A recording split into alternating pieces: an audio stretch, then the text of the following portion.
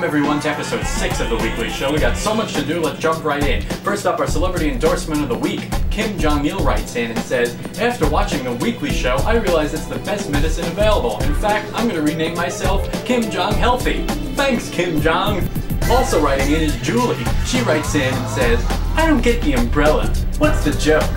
Well, Julie, not everything in life has to be a joke, but just to explain, when I'm outside interviewing people under the umbrella of truth, it's metaphysically impossible for them to lie. Someone else asked me, though, if I don't have the umbrella with me in the studio, does that then mean I'm lying? Well, smartass, you make an interesting point. So, today we debut the tie of truth. When I'm wearing this, I'm not lying here either. So, now that we cleared all that up, let's go out to me interviewing people under the umbrella. Oh, we're on. Hello. Okay. Oh, can I sit here for a quick second? Yes, you can. Hello, gentlemen.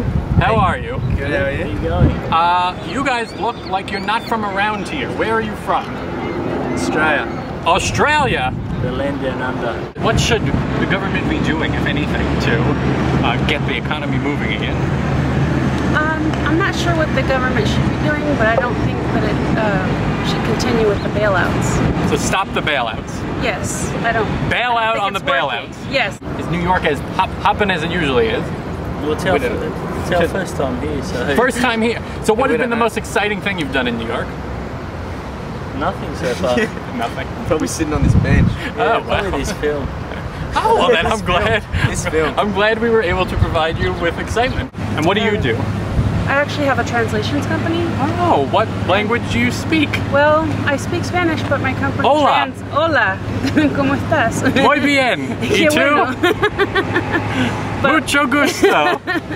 Is there any question about the U.S. that's been burning on your mind that I can answer as an ambassador of the country for you? What's good in New York? What's good in New York? Where to begin? And where to end? Why is it so dirty? Why is it so dirty? Well, nobody wants to clean up. It's a public city. Just leave your shit, someone else will clean it up. That's our motto. Some people say the recession is over. I don't believe that. Yeah, I don't believe it either. I smell the recession in the air still. Australia? Outback Steakhouse? Did you go to Outback? Nah, we haven't been yet. Oh, well, you gotta is it? go. With unemployment rising. No, unemployment is rising. Get your jobs quick, folks, Right. because they are going fast. Well, I'm glad I was able to not answer any of your questions. Really funny, maybe. Let's talk about this wedding dance video. A lot of people have seen it. People dancing up and down at a wedding. Well, a lot of families have been dancing at other functions as well, trying to get similar publicity. And here at The Weekly Show, we have an exclusive. We have the funeral dance video. Oh, this is gonna be good. Sit back and watch.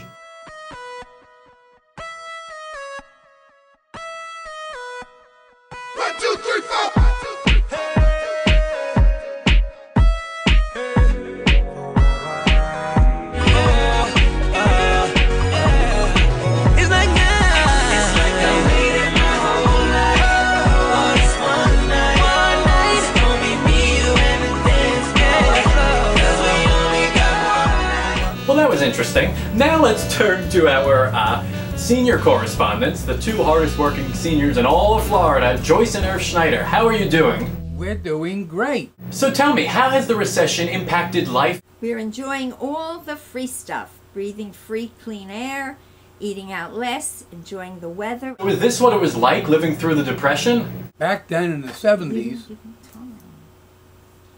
it was pretty bad then also. No, I'm talking about the Great Depression in 1929. Matthew, how old do you think we are? We weren't even born then. Jeez. I don't know. I thought all grandparents lived through the Depression. So, has anyone been immune from the recession? No one. Not even the alligator farmers. They can't sell the alligator.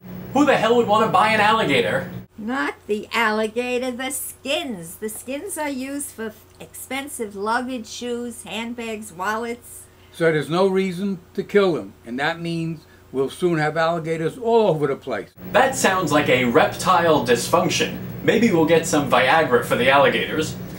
So is there any, is there any good news from the recession? Yes, gas prices are down. The restaurants are offering all tremendous deals, 2 for 1, no long lines. Oh, so now even late birds are catching the worm at these dinner specials.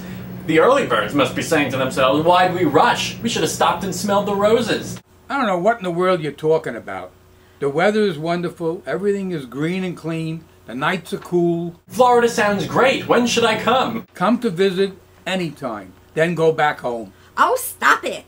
We need to share this paradise with everyone.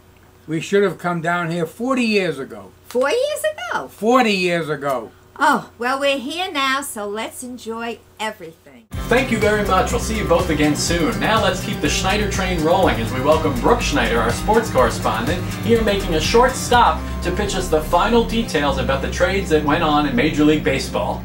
Thanks, Matt. It's a pleasure to be back here. And yes, the trading deadline certainly was active. Victor Martinez moved over to the Red Sox. We saw Jake Peavy move in a last-minute deal to the White Sox. And Jared Washburn, on the Yankees' radar, found his way shipped to Detroit. Ouch, that sucks. What about New York teams? The Yankees were unwilling to part with some of their top prospects, outfielder Austin Jackson, catcher Jesus Montero. So the Yankees settled with just a minor deal, acquiring Jerry Hairston from the Reds. The Mets just sat this one out, maybe for the better, who knows. But both teams did not do that much at the deadline. Sounds like there was less movement than Kirstie Alley at a Pilates session. Good one, Matt. Well, the Phillies actually were big winners, and actually, if you look at the Yankees and the Mets, you have to think that the Cleveland Indians are not their biggest fans right now. Both the Indians helped the Phillies and the Red Sox by giving Cliff Lee, one of the best starting pitchers out there, and traded him to the Phillies. Thanks for keeping your eye on the ball, Brooke. Next up, it's Rapid Fire. And remember, folks, if you have an opinion about anything you hear on the show, don't kill me. Come on the show. Welcome anytime. Or write in. We'll read your responses as well. So let's go to Rapid Fire right now.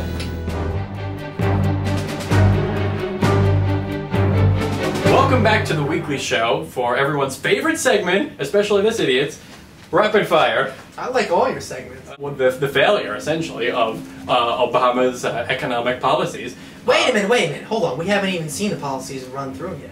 A lot of the stimulus money hasn't even been spent. Well, you're already calling it a failure? I agree. It is a failure because you know what? Like, the one purpose of the stimulus was to get money into the economy. So to say that it failed because it hasn't yet got in. You're right. Then why not pass a program that puts the money right into the economy?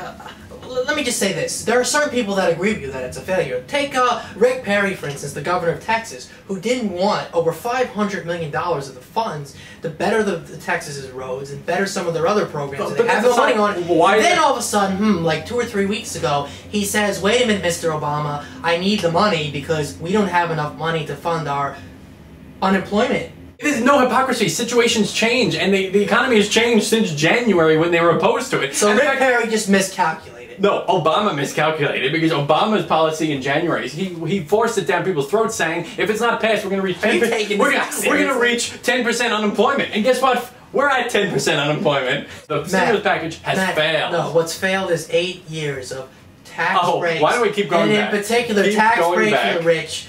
I mean, we had more deficit spending under Bush than probably any president beforehand. And not to mention, he was the only president during wartime that cut taxes. Which is a perfect example. Government spending stimulates the economy. It's a proven fact. Like 10 years from now. Obama wants to stimulate the economy 10 years from now. I'm glad we're in agreement then that Obama has essentially... Obama has put a Band-Aid on a bullet wound, and the fact is the bullet wound is still bleeding through the Band-Aid, and the Band-Aid is essentially off. I thought you said the segment was 3 minutes. It's been almost 4. Well then, folks, it's time to go, so we'll see you next week. Bye. Show's over, folks. 10 minutes fly by when you're having fun, so thanks for watching, and stay tuned for next week, because we are going to be debuting some new exciting things, shaking up the show once again. We're going to have some urban relationship advice, also some commercials from our sponsors, and debuting a new segment called Superstars of Tomorrow. That's all next week, so stay tuned. So quickly, let me say thanks to Melissa and Brooke for being camera women our past few weeks, and also to Brad for supplying the tie of truth. Thank you to all. Stay tuned next week. We'll be back bigger, better, and stronger than ever, so see you then.